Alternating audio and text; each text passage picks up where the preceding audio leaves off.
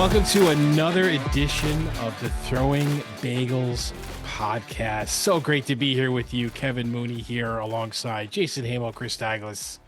Hello. Hi. How are you? Hi. Okay, I guess. Okay. I don't know if you're asking me or not, but Chris is powering through. I'm powering through, baby. Just powering through. I know we mentioned on our last podcast about our experience on campus, being part of the grand opening of Hewitt Hall and doing an NYO shift, and we're gonna revisit some of that with our next guest, this should be a really good one. Joining us is the career coach for communications, media, and the arts at SUNY Oswego, adjunct instructor as well in the theater department, a professional actor, right? And then on top of all that, also a fellow SUNY Oswego alum. It's our great pleasure to welcome in Megan Mazzoccone. Megan, thank you so much for being with us. Thank you all so much for having me. This is such an honor. And so you were involved you were on a committee, just helping, with the development of Hewitt Hall from its initial stages right on through to the grand opening. Now that it's been open, now that there was an open house and the Oswego community has had a chance to really check it out, what are your thoughts on this building, and what does it mean to you to see it finally open and contributing to the future of Oswego? So actually, I wasn't on from the beginning. I wish I'm not that important as they all are, but I was on the opening committee for the launch a few weeks ago. So we got to kind of get a lot of sneak peeks and as being a member of the CMA community, I was able to kind of go on some of those sneak peek tours and get like all of the glimpses, which was amazing because when I was a student here, I think I have amnesia. I don't remember what Hewitt looked like. I remember just going through for late night or to get like a Red Bull on the way to rehearsal. So it was like really incredible to be, to see it finally opening and seeing kind of it bit by bit while it was being built. But so the committee I was on was to really kind of like help launch the big grand opening, and they had representatives from every CMA community there. So it was really special to kind of make this big magical unveiling to like for such a building that had that meant so much to so many people, and to kind of see the students really takes pride in what their new like facilities and kind of like where they're learning, and their like campus is so it's just really inspiring. So what were your thoughts on the grand opening and everything that went on that weekend? I mean, it was like really, really impressive. I'm biased, but it was super impressive, and it made me really proud to be an alumni and to work there. But I mean, our facilities now, I mean, they've always been really great. And I think Dean Knapp always talks about how we're like the best kept secret, but we shouldn't be a secret anymore. And I think that this building really allows us to kind of let the secret out, that it's really one of the best in SUNY, if I can say, because, I'm biased. But it's just really so remarkable. And the media summit was incredible. I was really so impressed with what how they were able to transform that space, and really, I think we got kind of a glimpse in each event over the weekend between the media summit, the official grand opening of Hewitt Hall, and then the following night, the CMA dinner. It was really incredible to kind of see it in three different looks, if you will. And I was lucky already to have an event there that was not as grand, but it's kind of fun to see how this space can transform and kind of be a chameleon for every type of program that we have here. So that's just really exciting. And I was really blown away. I was exhausted. I felt like I drank a lot of liquid IV because I needed some electrolytes. But it was, yeah, but it was really, it was really exciting to kind of see not just alumni coming back and like the pride that like all alumni I feel like really have in Oswego, which I don't know why. I feel like we all like send the chicken nuggets or something that we were like, oh, the Oswego, we have to come back and support it. But it was nice to kind of see that in such a like, it was such a payoff, Mhm. because when there's so many schools that are, cutting arts programs SUNY wide, to see a school that's really kind of doubled down and not only like allowing it to thrive, but invest in the arts is like incredible. Was there a favorite moment from the weekend that you had? Oh, I love that question. I really loved in the Hewitt opening, like seeing them cut the ribbon. I know that's so like silly, but like kind of that moment of watching all of these people who have put so much time and energy and effort into this, being able to finally kind of like take us a breath and like cut that ribbon and be like, okay, it's done. So I thought that was really exciting. And then I really loved the open house, like on Saturday, not just because I worked on it, but also because I think it's kind of just such a celebration of what we do and kind of in this like vignette style of like seeing people in their element, almost like being at the zoo, right? You're seeing like, and look, there's students working on that, and there's an open rehearsal in Tyler, and kind of allowing Tyler and Hewitt to kind of coexist and like unveil together as like, you know, as kind of like a like sibling like unveiling. It was kind of really, it was a nice celebration, I think, of like a united front. What have you heard, or have you heard anything from, the students? What have they been saying? Oh, I think they've been really like they have so much pride. Like I see students just like hanging out there so much in the collaborative core, as they call it. Like it's so fun. And like I think students are really jazzed and proud of like all the things they can do. Um I have an office in Hewitt, and it's so exciting because like the whole building kind of smells like a new car, and like you're just like, oh, I hope this smell never like leaves, because it's just like that kind of energy around it where you're just like really excited to be there and excited to see and work in those spaces. I feel like you could kind of see it at the media summit where the students, like, it was their first time kind of being able to do that event in that space, and they kind of had like, I felt like there was such a sense of ownership over being able to kind of create the space from scratch and do something different that was just their own. I think was really, really special. And to see that excitement, it's like really intoxicating. You get like such an adrenaline rush seeing them. So, as a career coach for CMA, are you working with a wide range of students from, from all the fields in CMA that CMA covers, or is it primarily just a few fields like broadcasting and theater and or theater? Oh no, so it's actually all students that are interested in communication, media, and the arts. And so like the way career services works, I don't know if y'all are as super familiar with career services. I It's been a was while. not as a Yeah. student. I wish I was. I was like, oh, I didn't know. This is great. I should have taken advantage of this. But it's so we're broken down into the career communities. So I'm communication, media, and the arts. And it kind of covers not just those majors, but anyone interested in like pursuing or exploring careers in any of whatever communication, media, and the arts means to them. It does primarily focus on broadcasting, public relations, creative writing fits into that, and English, and then music, all of the art and design students, as well as theater. And it's really kind of exciting because, oh, and cinema screen studies, of course.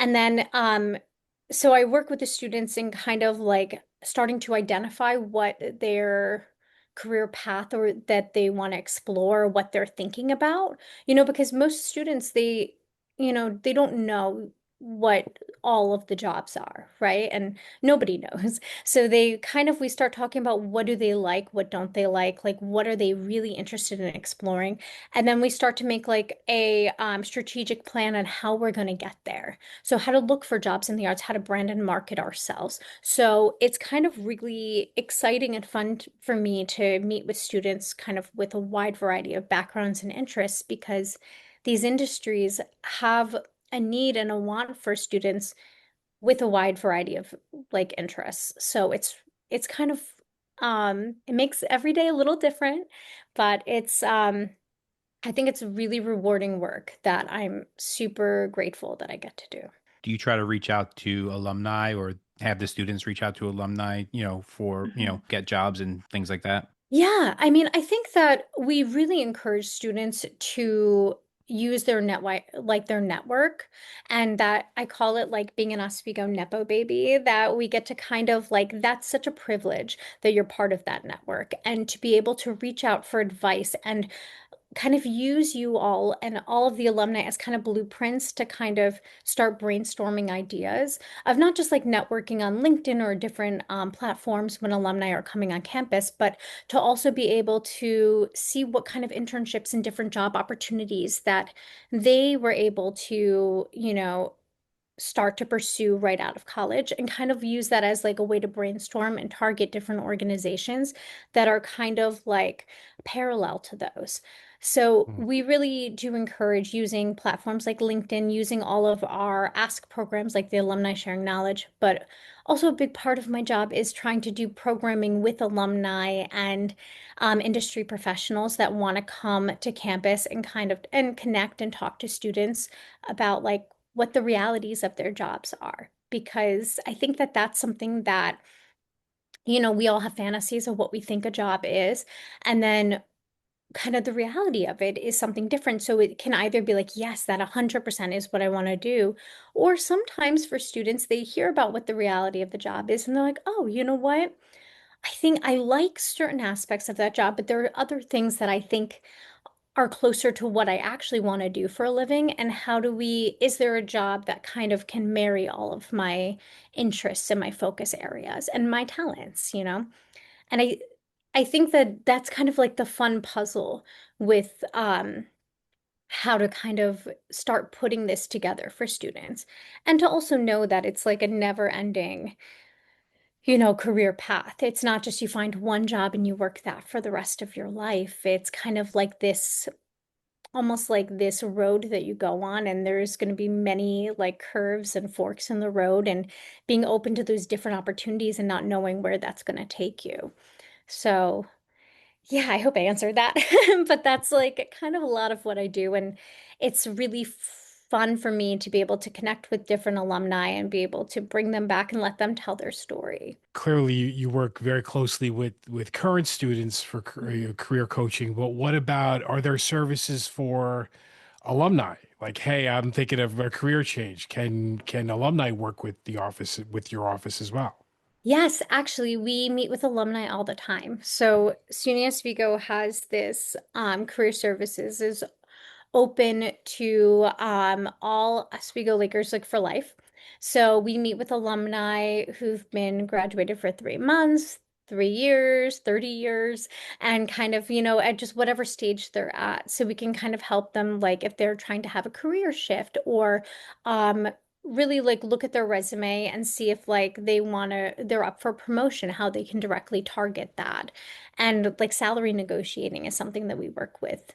Um, Folks as well. So there's a wide range of services that we offer for all of our alumni as well. About salary negotiations. So what do you wish people knew about salary negotiations? What would it Okay, be? that's a great question. I think that it's, really being able to realistically like articulate what you've done and why you feel like you should have a higher compensation. I think we're Mhm. afraid to ask that. And I think typically not to, pull the gender card, but women in particular are certainly more likely to be a little bashful around this conversation. And I think it's just not being afraid to ask for it and to be able to like come with receipts, come up with, if you're doing something, document it, keep a list of everything that you're doing. So when you come up to have a conversation, it's not demanding more money, it's making a reasonable, opening a reasonable conversation with this is what I do, this is what I bring to my role, this is what I bring to um, whatever organization. This Mhm. is what I've done above and beyond my job, and this is what I feel like is a, fair compensation for that. And I think that, doing research ahead of time is really helpful. You don't want to come in asking for something that's not based in the world of reality.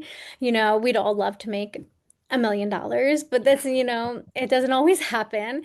And you're not going to go from making a specific salary to jump like 180%, right? But like, can you what seems like realistic compensation for what you're doing, and then also like doing your research on, are there different like role titles that also can kind of compensate that as well.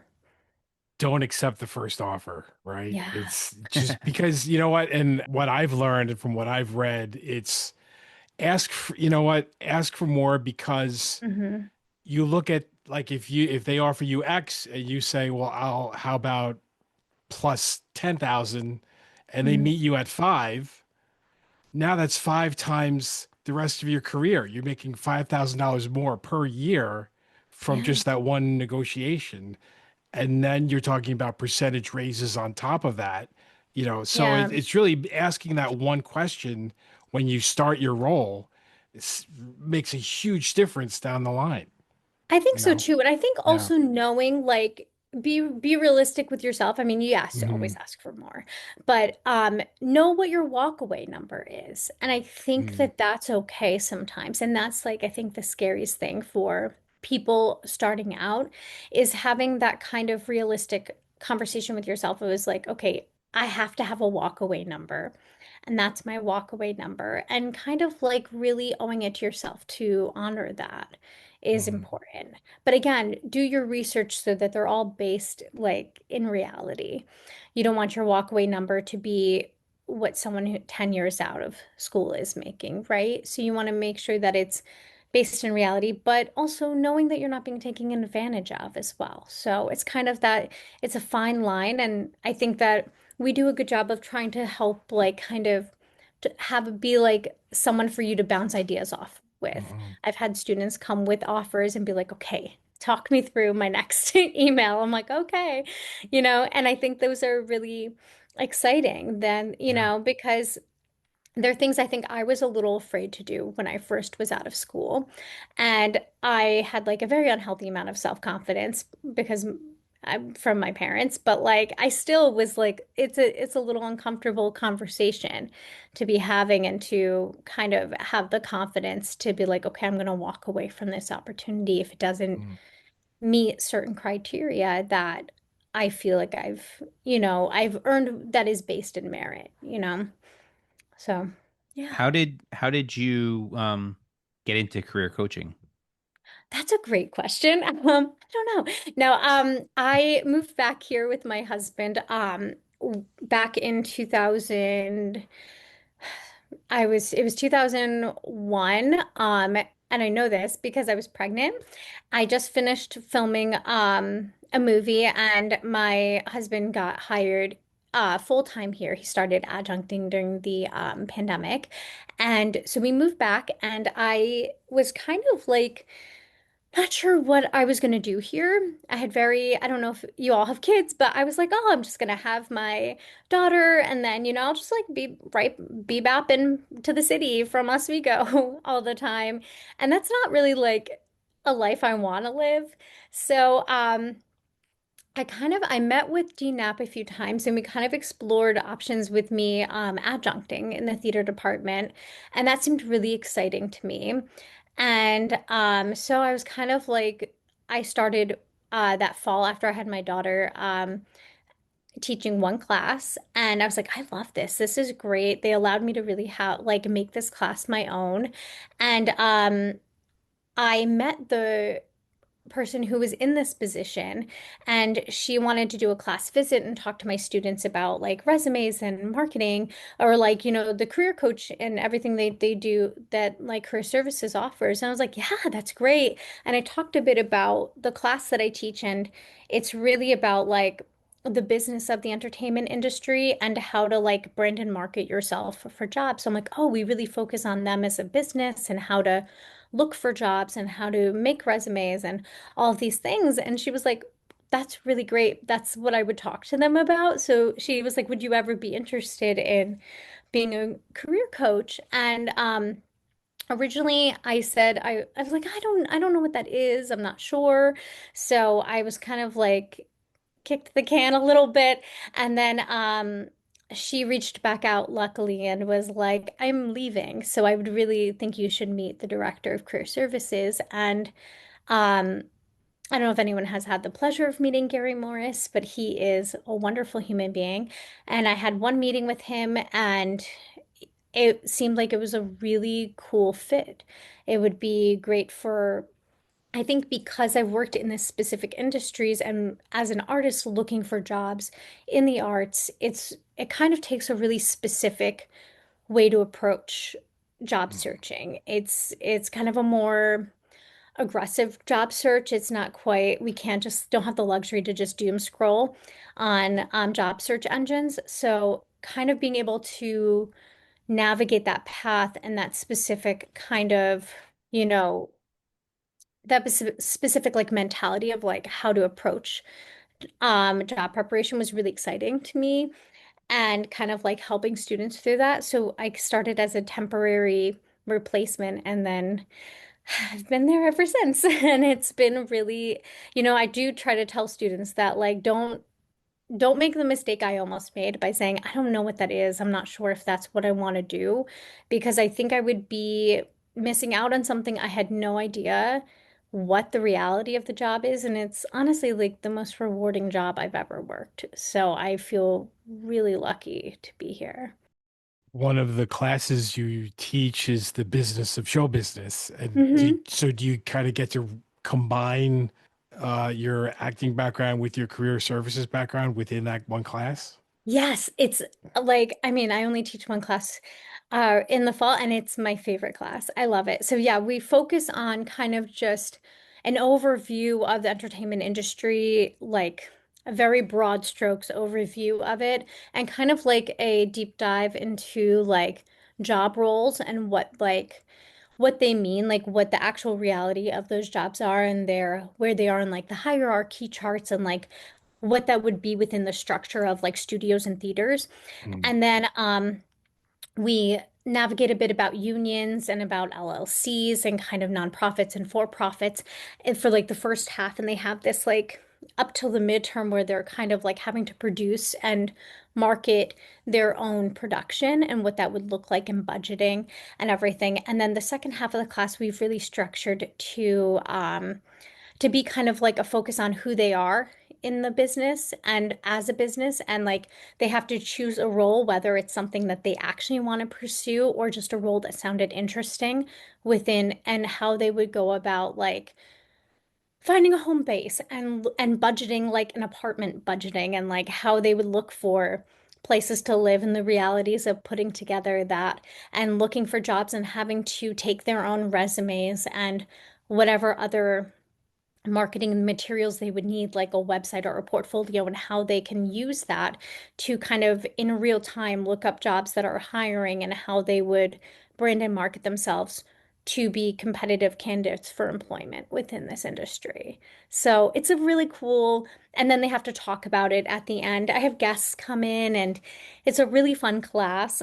And I have mock interviews and a big mock networking event. So they like have to go around and pitch themselves and talk, give their 30-second pitch to like campus folks that they don't know, and how to like hold, a thing of cider in their hand and talk, and what do I do with my hands, and in like a kind of cocktail setting. And then they have to, at the end, pitch themselves in a 5-minute pitch of how to like who they are as a business and what they've kind of learned. So that I think that's important to be able to articulate who they are and kind of what they do and what value they bring to Like that an elevator pitch, industry. basically. Yeah, they have to definitely do that. So we have to, but it's really fun. It's kind of the class I like wish I had when I was a student. So it's really fun. So, what was the decision that you made from going from acting to teaching? It was something that I never really anticipated. I still act, I still do, you know, um, a lot of like passion projects, which is really exciting.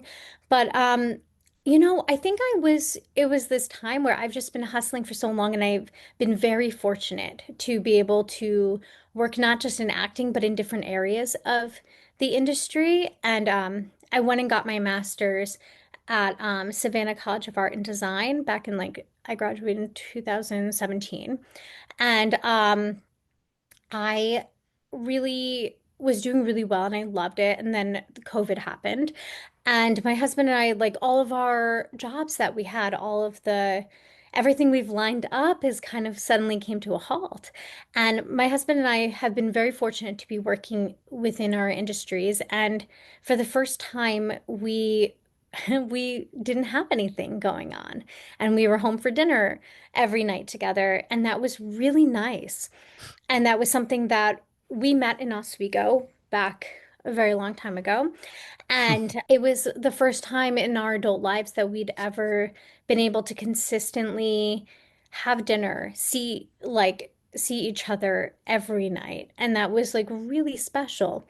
So we kind of like were exploring. I know he's always wanted to teach, and specifically, he's always wanted to teach at Oswego. It really changed his life. He just really fell in love with teaching and directing and acting here. And his met like all of our mentors and like Mark Cole, who recently passed, like he made a really big impact on myself, but more importantly on my husband and his like what he wanted to do with his life. So when the opportunity came for us to teach at Oswego, he we really wanted to jump at it. And for me, I told you I was like, I'm not sure what I want to do. And I was on set for this film and I was pregnant and it should have been my dream to be there every day. And I think I just needed a little bit of a break. And I think there's something more that I want to be doing. And now I get to, and I kind of just happened, it like unfolded itself teaching. And I, again, never expected this to be in my plan, but I really, really love it. And I love working with students. There's such an energy they have and such a excitement when like I think like a big mission I have is to I hate when people say that there are no jobs in the arts, and because people have jobs in the arts, that you can't make a living.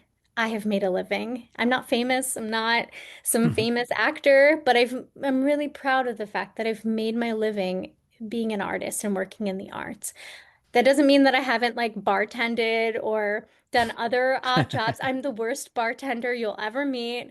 That's a shout out to any person who's ever been served by me. I'm so sorry. I was really bad. But I'm really proud of that and the fact that like I can help students and help people who want to make this their living and they want to like they really want to achieve their dreams. I know this sounds silly, but like being able to work your dream jobs, to be able to like work in the field that you feel like you're meant to be working in is really special. And I think that everyone should experience that. So I like feel really honored that I get to like talk to parents who think that there are no jobs in the arts, and I get to talk to students who feel afraid to declare a theater major or afraid to say they want to be a graphic designer and be able to be like, no, there are people that you can make a living, you can live your dream and like be able to not be a starving artist on the street. So yeah, it's kind of exciting. I don't think I think we have to revisit the bartending thing now. Mm. So, what's your like biggest horror story from being a bartender? Okay, I worked at this really amazing place called Joe Allen in Right. New York City. It's like it's an institution. And it has since changed, but at the time they didn't have a computer system. So they would just yell out drink orders to you and you were Oh supposed to my be like, "Okay." And then you're like making the drinks. And and like they also there was no like way to walk on the bar. You have to like jump over the bar. Oh. And I'm 5'2" at like my best day. So like it was always like it was a full body workout to get over behind the bar to begin with. So I'm already like exhausted. And then there would just be people just yelling drink orders at you. And most of the time I would just be like, okay. And then No idea, like no idea what they said. So I would just make what I think they said. I would start like you're supposed to measure everything. Absolutely not. Oh, I'd make the drinks far too strong so they wouldn't come back. I was like, I don't want anyone coming back and like yelling drinks at me anymore. So I would just make them like really, really strong. So I'd be like, ah, they're good. They don't need to come back to me. It was a really bad, it was not a good business decision. I don't think they would have been thrilled. But yeah, it was kind of one of those things that I think it was I got along with a lot of humor, and I think that got me like that served me well. And like I was like, oh, I'm just gonna be really nice and funny and hope that my personality will like carry me through because I have no idea what I'm making. I still will try to like make a drink now, and I'm like, that's not good. It's not good. I'm gonna have someone else make it. I couldn't remember how anything is. I would just remember like the end of the drink nights too. And like it was also one of those restaurants where like all of the serving staff would get in like a staff drink at the end of the night, and they would like actively not want me to make it. Whatever other bartender was on, they're like, we're going to them. You're good. Keep doing the dishes. It was very Is that nice. the only bartending gig you had? The only It at the only is the place you only worked? bartending gig I ever had. Yeah, I was not good. Did you I'm not made for that. did you take the bartending like class that get a like certification, everything like that, or No, no? I got like I was working as a server there because it was supposed to be one of those like very big like theater industry jobs. So I'm like, if I'm working in a restaurant, I want to work at a theater industry one where I can meet people. And I did like, you do meet people there. I got like a Mhm. reading out of it. Like you met great people there, but yeah, I think they were short bartenders because again, they're just like, it is not for the faint of heart at this restaurant. Like you're on yeah. a busy Saturday night, they're just yelling drinks at you and you're just supposed to be like, oh, okay. Like I'm gonna make these drinks. And like, so they were short bartenders. And like, I think what really happened is the bar manager was like, she seems like she won't annoy me. I'm gonna put her behind the bar and she might be awful, but like she'll at least be nice and make it somewhat entertaining. So I think that's really what like got me into that. But I got a little training, but it again, I was constantly a disappointment, I think, for him, our bar manager. Give us an idea of what usually is in a swag bag at one of these big award shows. Oh, well, I actually just came back from, uh, like, I mean, I've never been to the Oscars or any of those because those are insane swag bags. But I have seen a swag bag. So my my other alma mater, the Savannah College of Art and Design, has a film festival they have a film festival in Savannah and then they have a TV festival in Atlanta. And I am very lucky enough to go to both of those every year.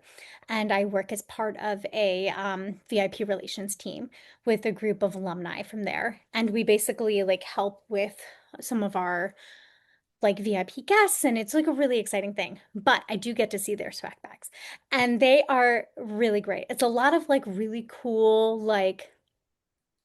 whatever the festival is, um, like a lot of really cool like sweatshirts and swag from like that's branded with the festivals. And this is really silly, but the most exciting thing I saw at this year's festival was a variety magazine because I feel like you can't really see those anymore. Like I in Oswego, so I'm like, oh, this is cool. But I think a lot of like the big award shows like the Oscars and the Emmys, they always have like whatever new technology in there Hmm. and like all that That's cool. exciting stuff. I've never been blessed enough to get one of those or be at one, be invited, but I mean, if anyone's listening and wants an invite who cannot make a drink, I'm there. I'm ready to collect a swag bag. You spent a fair amount of time in Savannah. And I guess that gave you some time to work on the accent down there, right? It did. I do say y'all, even though I'm and I pretend to be Southern all the time, even though I'm from Poughkeepsie. And my parents are like, "Mm, please stop saying y'all and talking in a Southern accent. But I did work, I feel like I've worked many odd jobs. When I was down there, when I first moved down there, experience with event planning. So while I was going through grad school, I worked at a riverboat company. It was a riverboat cruises company, and I would help with the event planning for like Girl Scout trips and sororities and fraternities who wanted to like rent out the boat. And whenever I answered the phone, I was really like I felt like the few times I would answer in my Yankee voice, like no one wanted to talk to me. They were not as nice, but if I pretended to be Southern, they were like so kind and nice to me. So I used to just like, especially if someone was unhappy, I used to just like slip into a drawl and like and like it was not a good one, but I felt like it was enough that they either felt sorry for me, so they were nice to me, or they were like, oh, she's one of us. I'm going to be nicer to her. And it became like a joke around with my husband and a joke around our office that they were like, oh, Megan must have a difficult customer. She's talking like she's one of us. But yeah, it was pretty funny. Chris Chris, kind of dropped out on us for a bit. just lost Apparently the power's got out. So now Chris is my he's got the flashlight. flashlight, somehow got his Zoom back up. That's I love it. I impressive. feel like Oh, I'm he's at a on his camp. phone now. He's on his phone now. That's why. This is a YouTube clip waiting to happen. He really is powering through. I love it. Or I not feel like I'm powering like through. Not for- powering through. Can you guys hear me at all? Yeah, we can hear Yes. you. You got to put that flashlight somewhere fancy, somewhere where like the light shines down or something. Be like a halo. Oh boy. All right, let's get back to the questions. Yes. This is what the magic of Kevin's editing will do later. I love it. I feel like it's like that Friends episode where they're like, and she's been dead for 30 years. So, I don't What's that? Oh, No, this is not working. This is going over really well on the audio side. know. Of the I'm podcast. sure it is. This is wonderful. Keep it all in. Keep it all in. All right, right. we'll do that. Yeah. Okay, Chris. So recently you had a chance to tour News Channel 9 and learn from some alumni there about how things work behind the scenes. What are some of the biggest takeaways you had, from that experience? I mean, it was really incredible. I mean, I think that you always know that that it takes like a village to put on, a news program. And it's just to see all the working parts and get that kind of like behind the scenes glimpse into it was really exciting. I think I didn't know how much like artistic, like that like some of the anchors really have like a lot of artistic license and they're kind of like directors in their own right too. Some of their like quick like promos that they were filming. So I think we got to watch one of those and that was really fun. And then like this is super nerdy, but like all of the meteorology was like so cool to see. Like it was kind of like there was like a whole group of them. It's not just like one meteorologist just coming out and like speaking about the weather, but like it was just like so many people like constantly tracking every single thing. And that was really fun. And then also to kind of see like the newsroom and like all the tracking of stories and everything going on that you don't see just right on set was really fun. And then again, this is so like the sales floor was really cool to kind of see like, oh, like all of the talking about like we're filling these commercial breaks and everything. And I think that you sometimes don't get that like wide glance into like all of the moving parts, but then to see that is really fun. And then I was also really excited to see all the different content creation that they're trying to do now with um like podcast studios and different or like they have this studio which I'm going to butcher, so please don't turn on me, anyone who's listening to this.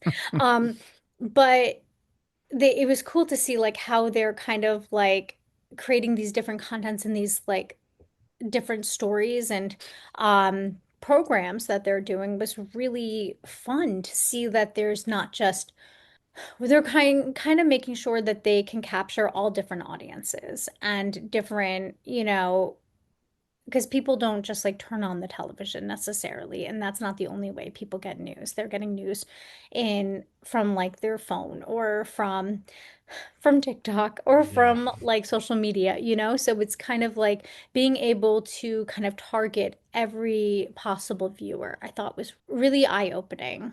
And plenty of SUNY Oswego alumni behind the scenes there, right? Yes, it is really like some as like fresh as just graduated in May. So it was like really exciting.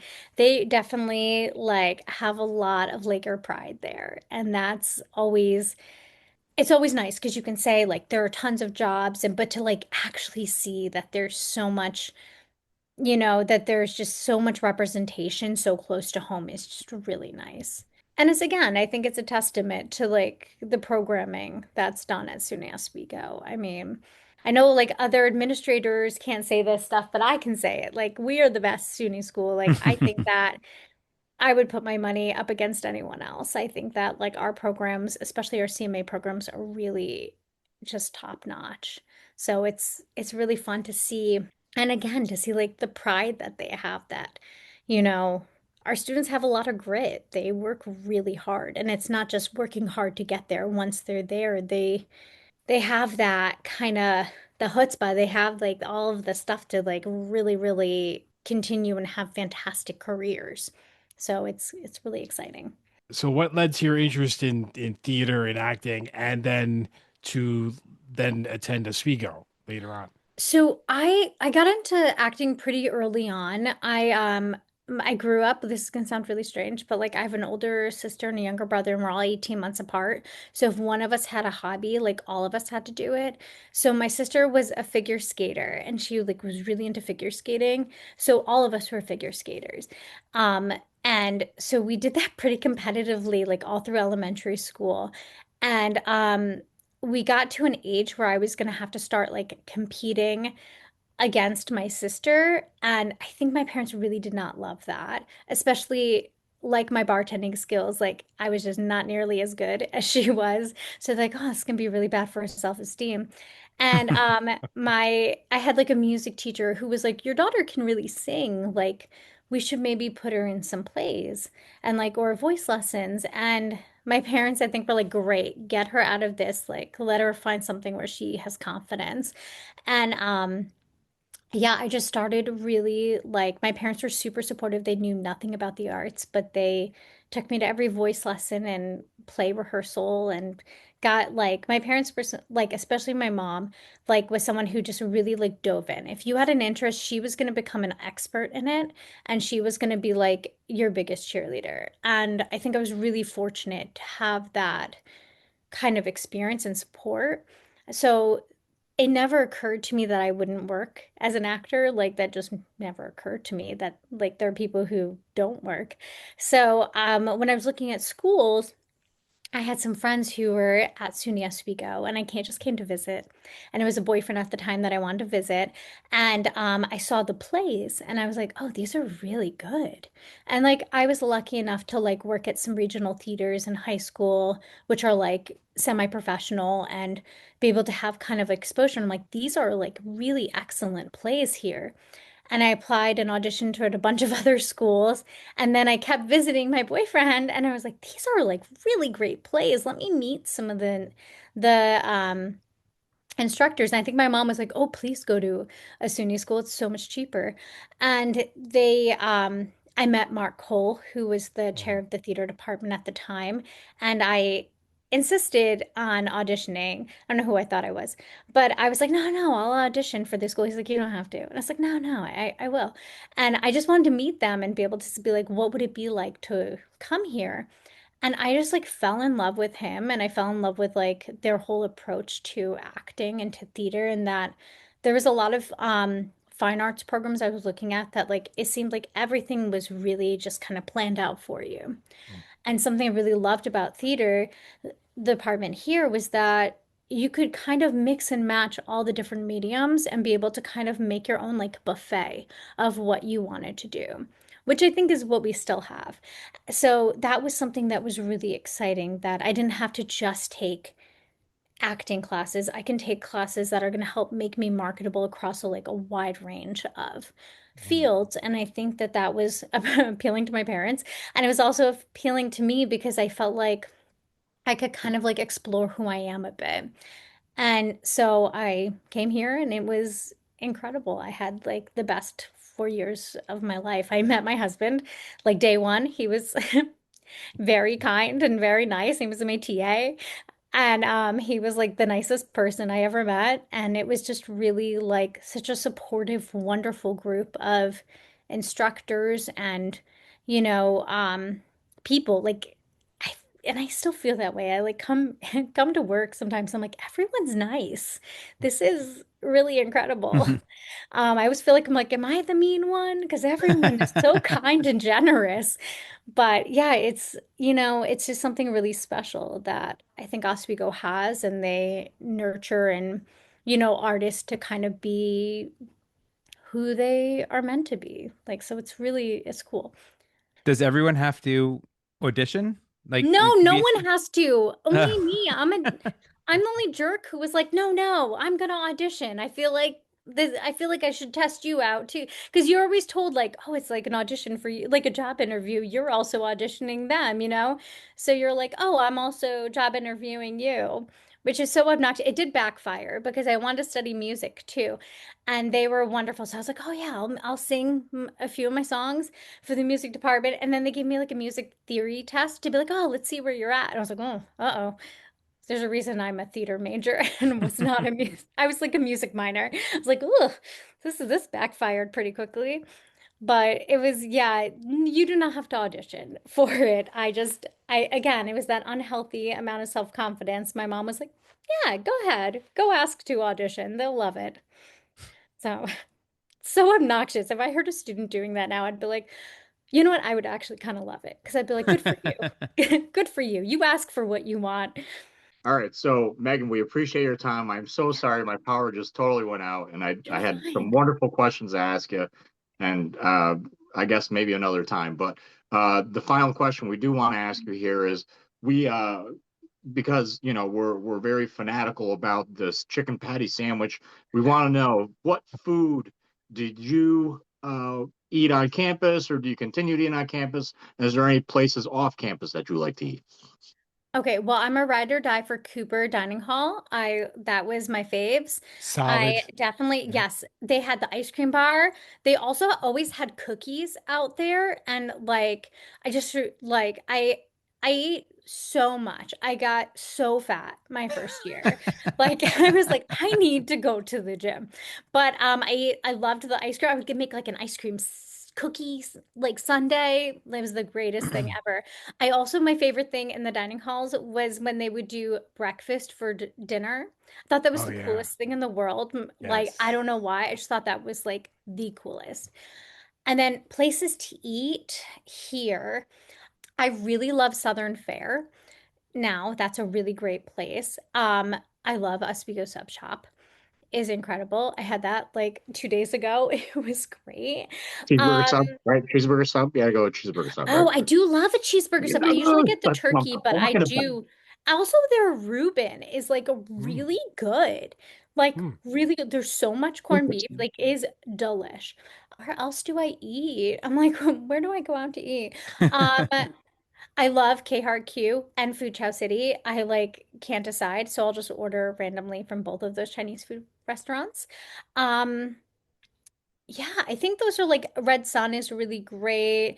I mean, like really there's not like I don't go out that much, but like when I do, there's not a lot of bad places to eat. I just ordered, where I just ordered was Cam's. I had like this is insane that I'd never ordered Cam's before, and they're good. They have NY good pie. pizza. Yeah, Yeah. I was like, okay, I guess this is New York. They were like New York style. I'm like, all right, I'll be the judge. It was good. It was really yummy. They had good wings too. It, it's tough to get good pizza It upstate, is. like Yeah, It anywhere. is really Yeah, there tough. really isn't any good there's pizza. not. I There's know. there's one joint here where I live in DeWitt that's actually really really comparable to a New York style pizzeria, but Mhm. yeah, no. Yeah. I'm embarrassed to say that I forgot the restaurant I order from the most is Canales. I Mm. really There you I go. love Canales. I think they catered my birthday party at my house. Like it was really just me and like some platters of food. But they actually have some of the best pizza. I don't know if you've ever done their pizza's very good. Sub shop is literally cheeseburger subs, the only sub any of us have ever gotten from there. None of us Really? have ever gotten any other subs. Okay, I usually get this is so bland and boring. I usually get just like turkey with like lettuce, tomato, and mayonnaise, but they use like something about their mayonnaise. I don't know what it is, but the one they use like a lot of mayo, which is the way to go, and a sandwich, but it's like very good. I don't know if it was like real mayonnaise. I don't know what brand it is, but Yeah, they it heap on the probably condiments there. yeah, I like that. I like a heavy condiment sandwich. Like They don't I don't chintz want out like on a that one. light mayonnaise. Like I want it to like mix with the tomatoes and get that like Yes. pink juice going. Like that is how I want to eat my sandwich. I want very little meat. I just want like bread and like lots of like, all the really healthy stuff Yeah. when I'm having a Of sandwich. course, yes. When you're there, like when you're in Oswego, when you're living there, you can order more than one. Yeah, like you can order different subs. But for the three of us, Oh we no. don't go to Oswego all that often. So when we're there, like you gotta go with the cheeseburger sub when you're there. It's, Yeah. Now, do Yeah, you do just the like we whole did last works weekend. on it? Do you do yes, like I the do the works and works. everything? No, Okay. Yeah. I'm There's bland no- like you are. Like Okay. I literally get my cheeseburger sub consists of a whole head of lettuce basically they put on top of it with like with ketchup. That's it. I love And the that. Good for you. cheeseburger obviously. I used to like the works like sauce, but when I was pregnant, I had like the worst heartburn. Like I couldn't. Since then, I can't have it. So I have Yeah, I to don't go need any of that. I'm a little boring. But I'm you a do very like bland cheese eater. on it though, right? Like the Yeah, cheese. it's a You get the, cheeseburger. like, Yeah, I get you get the like yeah. American cheese. Okay. But they heap on the ketchup. Like it's like would you like some cheeseburger with that ketchup? Because it's like, I love that. And then do you get the fries? The fries are great, the fries are really good though. Yes.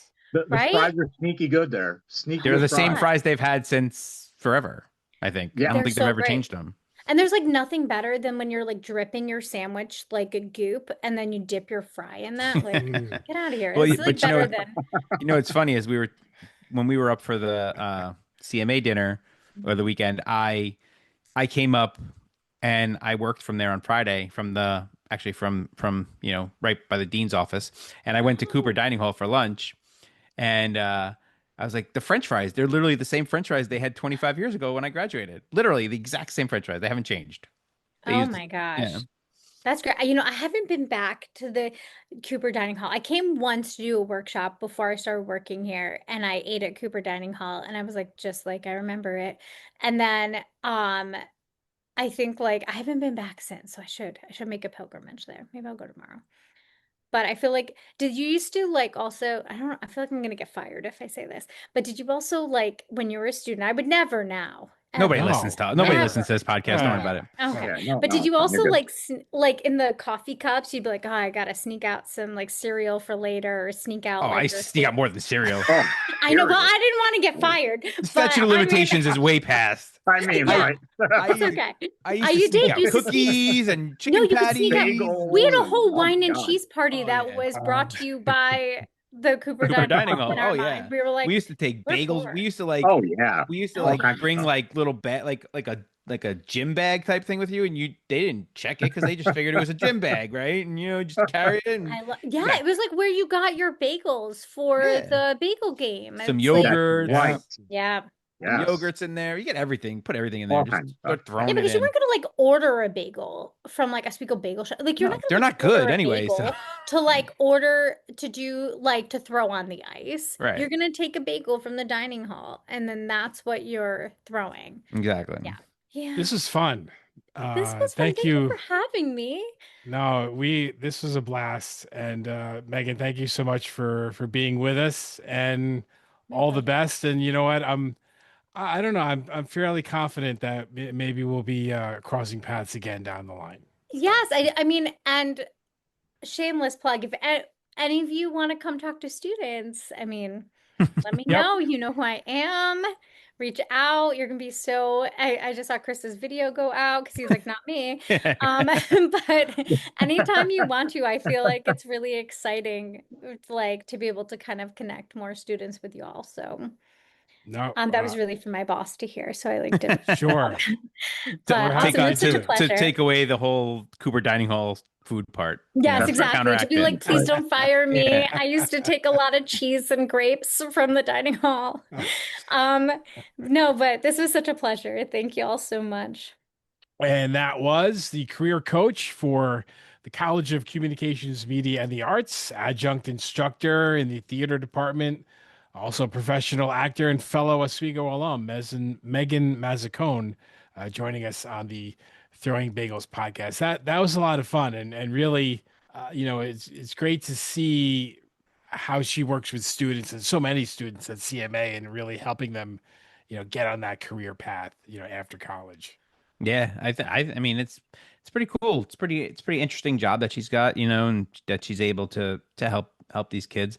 I don't remember them having anything like that for us. Like they had I remember there was a career, the career whatever Yeah, and Culkin, but Yep. but that was it. I don't remember there being like a career coach. No, No. nothing like that. Like I remember going to an office to say, "Hey, what are some internships I can take?" And then, they help find some for me to apply. And but no, like really not much as far as, here's what to do after you graduate and how to get set up. So I think it's great that the students today have that kind of resource now. Yeah. Oh yeah. Yeah, that's no, it's great. wonderful. I did want to get back to the sub thing. I know the three of us, well, and of course Maria Leaf, the one and only, was joining us for our lunch over the couple weekend, 2-3 weeks ago for the alumni weekend, whatever it was. And we were just talking about how we have to always order this cheeseburger sub because we're only there like once a year, and you can't not order the cheeseburger sub. Right, exactly. If you're there all the time, then it's a different story. I mean, I'd still probably order it, but still, that's Me too. But, yeah, no, it would be every time. But if I was there a lot, then there's Right. always the chance I might order something else, but it's highly unlikely.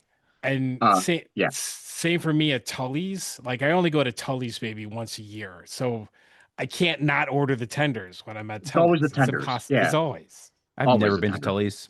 Oh, Wow. Okay. Yeah. All right. That's well, all right. Take next time. Next time. Next We'll time. got to do the tenders. But I did want to mention, I think a couple weeks ago, I mentioned to you guys I was up in Fulton for a sectional soccer game and all that stuff. Yes. And I stopped at Chubby's after one of the games and had some wings. Okay, Kevin, I know you love those wings up there. Yes. And I think Jason, you've had those wings too in the past, right? Yep, I've had Chubby's wings. Above average. Above average. Above average. Okay. That's So- it. It's just so above you're- average. all So you're you're not. doing. You're like, Right. whatever. They're not. They Man. were okay. Are you above saying? average? Are you saying that they've gone down, or are you saying? So it was like 20 something years since I've had Chubby's wings, so it's hard for me to remember back in the day what they actually were like. I'm sure I loved them. They were good. Don't get me wrong, they were good, but it was above average. It's above average. Okay. Okay. I mean, above average isn't bad. I think they're better. I think they're above, better than that. But we'll agree to disagree, I guess. We'll But, agree to disagree. Yes. I couldn't tell you the last time I had Yeah. Chubby's wings. So for me, next time I had one would feel like the first time, just because it's been so long. You know what I mean? Yeah. because it was Chubby's when we were in college, and then it became something else, and then it became something else after that, and then they went under new ownership again, and they changed the name back to Chubby's. Oh, really? So I didn't yeah, even know so that. it's gone through a lot of different hands Okay. in the interim between then and now. But yeah, I mean, still they're not like the nickel wings when we were in college. That was one of the highlights. They don't do that anymore, right? No, No, not at all. The wings cost way more than nickel. man, Well, that's a bummer. Those were the- That's those were a the bummer. days. Miss those days. it's Well, I definitely think that'll do it. Let's get on out of here because there's a storm. Yeah. So Chris's power's out right now in Syracuse, and the I'm storm's on a coming our mobile way. right now. Yeah, it's coming our That's way in right. Cortland. So we better sign off before I Stay lose safe. power. That's right. Stay Lightning. safe. There we go. All right. So throwingbagels.com is our website. throwingbagelspodcast@gmail.com is the email. Social media is all over our website. Check them out.